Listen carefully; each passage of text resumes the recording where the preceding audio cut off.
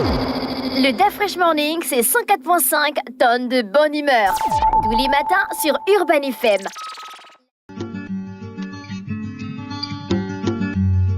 Vous êtes sur les 104.5 Urban FM, la station urbaine. Comme tous les mardis, on a la culture, René Ruth. Oui, on a la culture aujourd'hui. Notre invité est Maître Akamangan. J'espère que je prononce bien. Enfin, vraiment, tu prononces ça bien. Parce que toi... Et aujourd'hui, donc, avec lui, on va parler de Dieu dans la tradition Buti. Y a-t-il Dieu au sein de nos traditions africaines? Maître Akamangan, bonjour. Bonjour. Merci encore une fois d'avoir accepté notre invitation. C'est toujours un plaisir de vous recevoir dans notre émission. Y a-t-il un Dieu au sein de nos traditions africaines? C'est ce que vous avez écrit ce matin comme thématique. D'accord. Qu'est-ce qu'on doit d'abord... Très, très important. À votre sens, qu'est-ce qu'on entend par Dieu? Très bien. Y a-t-il un Dieu? Sous cette forme, c'est mal posé. Y a-t-il Dieu? Tout court. Y a-t-il Dieu? Voilà. Ok. Oui, y a-t il Dieu? Au sein de nos traditions africaines, bien sûr qu'il y a Dieu. Maintenant, comment moi je conçois cette notion de Dieu? Je vais l'expliquer par analogie. Prenons l'exemple d'un État. Nous avons un État, par exemple l'État gabonais. L'État, c'est qui? C'est vous, c'est moi, c'est tout le monde. Oui. C'est quelque chose d'impersonnel. Oui, c'est abstrait. C'est abstrait. Mais pourtant, ça existe. Oui, tout à fait. L'État gabonais existe. De cet État émanera ce qu'on appelle la première institution. Le président de la République. Là, la forme abstraite commence à prendre forme concrète. Oui. On part de l'État au chef de l'État.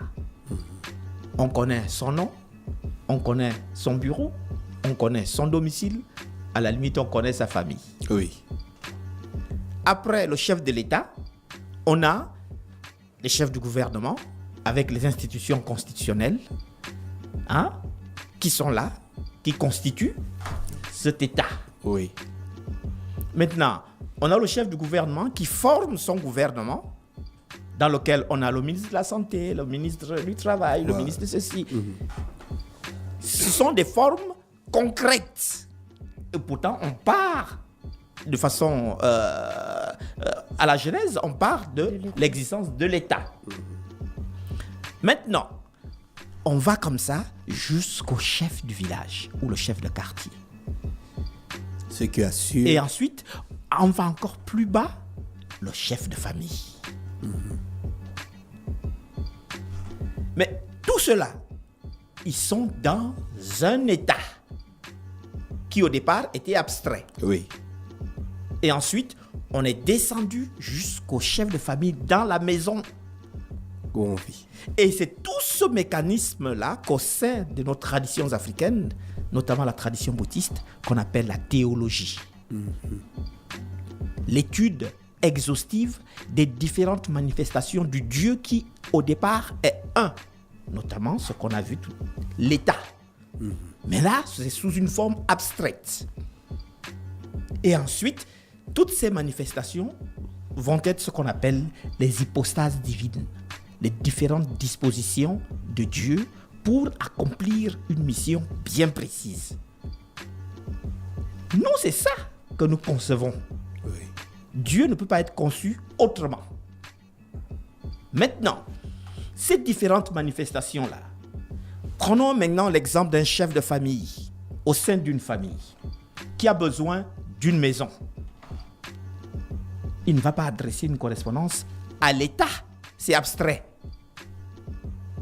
Oui, tout à fait. Il va prendre une correspondance qu'il adresse au chef de l'État.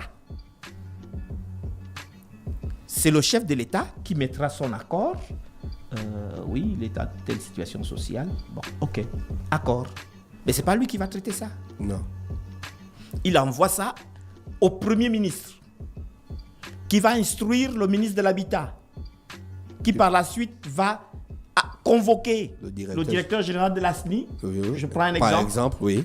Le directeur général de la SNI va instruire une entreprise de le directeur technique ou bien machin ou le directeur commercial pour étude du dossier. Ouais. Ah, il a combien d'enfants? Il a 5 enfants. Bon, il faut une maison de 4 chambres. C'est lui qui est capable de le faire. Oui. Dès qu'il a terminé de le faire, il rend compte au directeur général. Le directeur général prend acte et désigne la maison qu'on donne à ce citoyen qui a fait la demande. C'est exactement. Mais on va dire que c'est l'État mécanisme. qui lui a donné la maison. Et on va dire que c'est l'État qui lui a donné la maison. C'est un peu compliqué si on Ça, demande c'est- de situer, par ça, exemple, c'est Dieu dans la... schématisé de façon simple. Et dans le Oui, mais dans le Bwiti. dans le Bwiti, comment vous pouvez nous Voilà maintenant.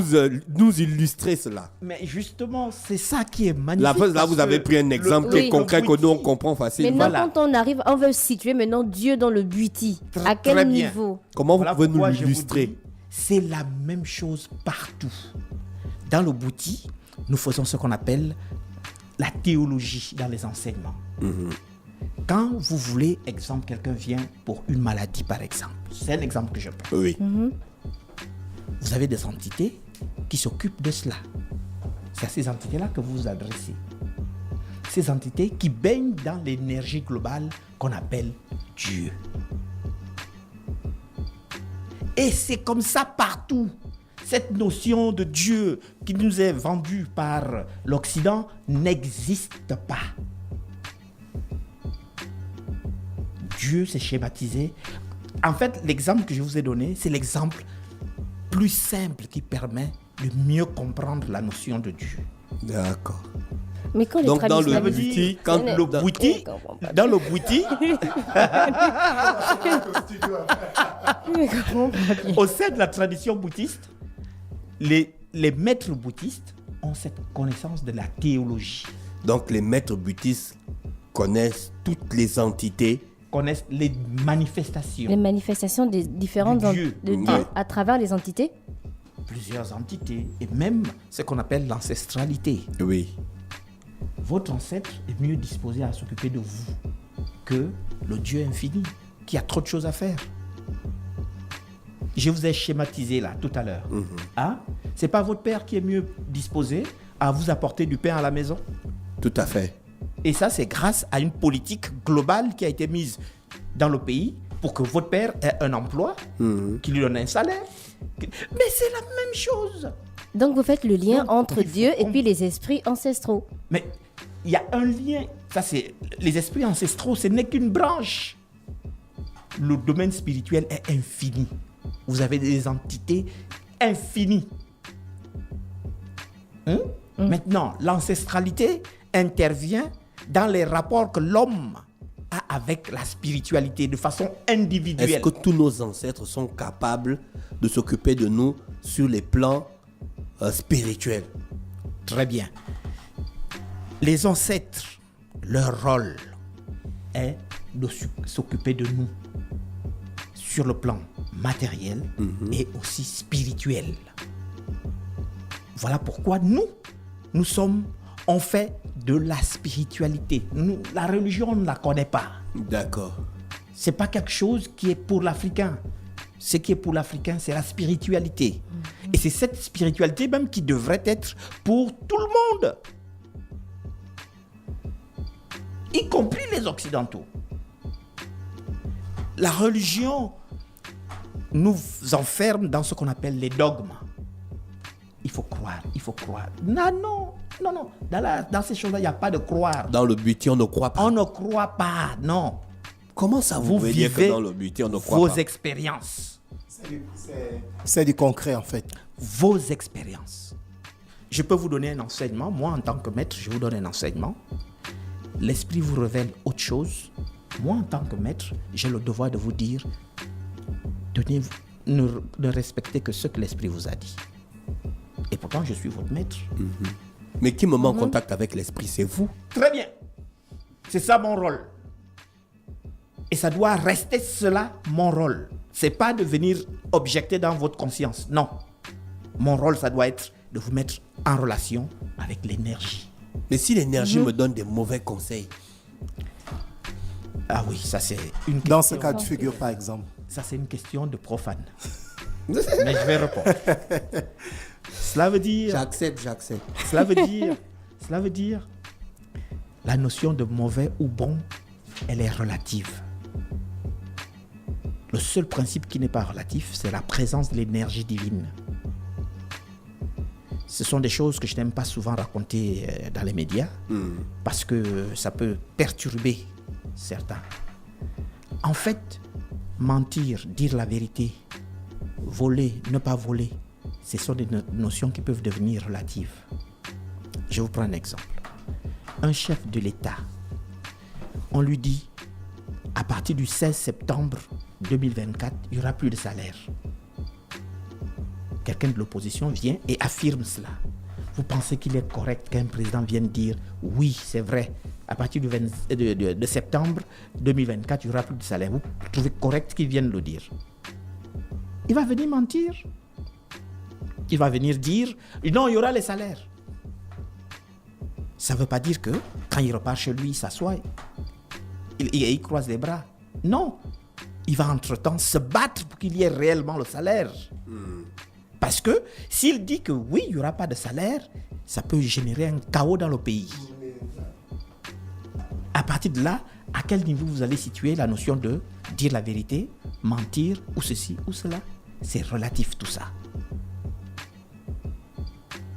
Donc, ces choses-là sont compliquées à expliquer. Voilà pourquoi je n'aime pas trop rentrer dedans. Est-ce que vous Mais pensez... si vous ne rentrez oui, pas, on va ne comprendre ça comment, maître.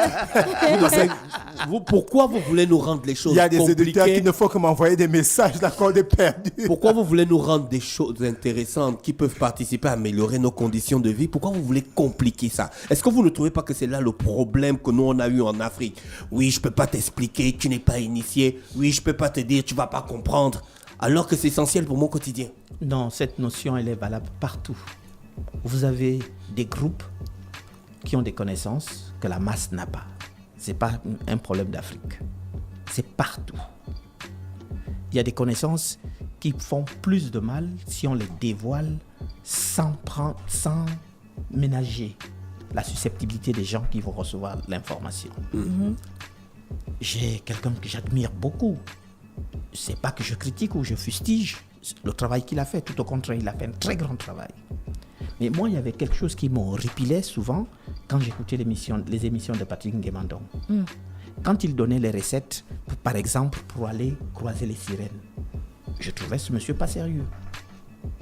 Parce que tout le monde n'est pas prêt. Parce que tout le monde n'est pas prêt. Ce sont des choses dangereuses. Et ça peut créer des fous. Parce que quelqu'un serait allé essayer. Pour voir si c'est vrai. Mais Pour voir si c'est vrai. Exactement, pour voir si c'est vrai. Cela veut dire, il y a ce qu'on appelle des personnes qui sont préparées. C'est tout. C'est pas secret, c'est pas... Non, c'est confidentiel, c'est tout. Maître, est-ce que vous pensez que vous traitez avec le véritable Dieu? Quand vous regardez, après la schématisation que je vous ai faite, le voleur est dans l'état, non? Oui. Hein? Est-ce que vous pouvez demander au voleur, est-ce que vous êtes dans l'état? Rassurez-vous, tout le monde traite avec Dieu. Il y a certains qui disent que vous travaillez Maintenant. avec de faux dieux. Ah non, les critiques, ça, je me permets de ne pas répondre aux critiques. Oui, tout à fait. Nous, on est là, c'est pour instruire sur ce qu'est la tradition bouddhiste et ce qu'elle n'est pas. Ce que je peux dire avec ferme conviction, c'est que les bouddhistes traitent réellement avec Dieu. Est-ce que c'est le Dieu là que l'on retrouve par exemple quand on fait l'arbre généalogique? Parce que moi, mon grand-père, lorsqu'il m'a appris à faire l'arbre généalogique, il y a un niveau où il dit, on vient citer le dernier ancêtre proche de Dieu, où il n'y a même plus de nom en fait. Est-ce que c'est ce Dieu-là? Oui, parce que en fait, on est dans un principe de causalité. La cause première de tout, c'est ce Dieu. C'est le même. Comment, maître, comment le Bwiti peut m'aider à améliorer mes conditions de vie au quotidien? Et quelles sont les étapes que je dois entamer pour arriver à cette fin? Ça, c'est des choses importantes pour la société. Très bien. Ah, ça, j'aime vos questions. C'est pas que ce sont des questions profanes, mais qui sont très bonnes. En fait, la tradition bouddhiste Elle vous aide sur 2 points. Premier point, c'est l'éducation. Vous forme. Cela veut dire que lorsque vous avez été éduqué dans la réelle tradition bouddhiste, la bonne, on vous éduque. Et on a besoin des personnes éduquées pour gérer le pays. Ça, c'est déjà le premier point. Donc, l'éducation. Deuxième point, l'inspiration. Même si vous êtes cordonnier, soyez le meilleur cordonnier. Les gens pensent que je vais aller m'initier à la tradition bouddhiste parce que je veux être nommé. Ils ont une idée complètement erronée de ce que c'est la tradition bouddhiste réellement. Que chacun dans son domaine soit le meilleur. Urban FM devient une radio écoutée parce qu'il y a des gens qui font un effort d'être parmi les meilleurs. Et la tradition bouddhiste, naturellement aussi, vous aide à être meilleur parce que ça vous inspire. Vous faites un travail sous l'inspiration de l'esprit. Qui vous dit que pendant que je suis en train de vous parler, je ne suis pas inspiré? Je sais que tout ce que je fais dans le domaine de la tradition bouddhiste, je suis inspiré parce qu'il y a une mission bien précise. Que chacun dans son domaine soit le meilleur. Celui qui est dans la médecine devient l'un des meilleurs médecins. Et ça, je préfère taire les noms par discrétion. Des frères, amis frères à moi, qui sont de grands médecins parce que inspirés. Voilà les 2 points majeurs. Imaginez-vous que chacun est meilleur dans son domaine. Ce n'est pas le pays qui évolue. Tout à Oui, fait. tout à fait. Alors, où puis-je trouver ces enseignements pour les pratiquer au quotidien? Ou bien il faut Est-ce qu'il forcément faut que je forcément se vienne faire initier? au temple? Oui. Pourquoi vous ne construisez pas des écoles où on peut, au Trouver des quotidien, enseignements. trouver des enseignements sur le bhuti, emmener les enfants à aller apprendre le bhuti, mais à chaque fois, ne pas nous vendre le bhuti comme quelque chose de mystérieux et on appelle ça comment? Quelque chose qui fait peur. J'aimerais paraphraser Dafresh. En Afrique du Sud, par exemple, où j'ai vécu, il y a ce qu'on appelle des sangoma. On peut dire que c'est des maîtres bouti qui sont habillés un peu comme Shaka Zulu. Il y a toute une école dans ça. Et lorsque certains Sud-Africains vont évidemment apprendre là-bas, il y a ceux qui sont déjà, il y a un mot que les chrétiens aiment toujours dire là, ceux qui sont déjà réservés. Il y a une phrase, ça dit Consacrés. Consacrés. Il y a maintenant parmi ceux qui étudient, il y a ceux qui sont consacrés et que généralement ils transmettent et ensuite. Est-ce qu'on peut amener un modèle comme ça? On n'organise pas le bhuti de telle manière à ce que ça soit, les enseignements soient accessibles, soient écrits dans des livres, qu'on ait des références, des lieux de référence où je peux me réveiller le matin, je dis aujourd'hui avec les enfants, je vais à l'école du bhuti pour apprendre certaines valeurs et les transmettre à mes enfants. Et là-bas, je trouve un initiateur qui est là, qui m'attend. Une organisation un peu structurée. Au lieu qu'on soit toujours en train d'aller acheter des trucs, mettre ça dans un petit sachet et puis prendre une route dans la forêt pour aller retrouver un initiateur ou bien un éducateur ou bien quelqu'un qui va me passer le message. Pourquoi c'est pas organisé comme ça, maître? Je pense qu'on est en train d'y arriver. Oui. Hein? Ce qu'il faut dire, c'est qu'on est en train d'y arriver. Et sur ce plateau, je crois déjà avoir parlé de la nécessité de, déjà au niveau politique, déclarer la tradition comme étant tradition nationale. Oui. C'est important. Et j'en fais peut-être mienne cette bataille parce que mon maître a laissé cela en chantier. Mais c'est important. C'est ça qui va faire en sorte que, au niveau politique, ayant reçu l'impulsion déjà du politique, les gens s'activent pour faire du bon boulot. Maintenant, dans ces choses-là, il y a un piège.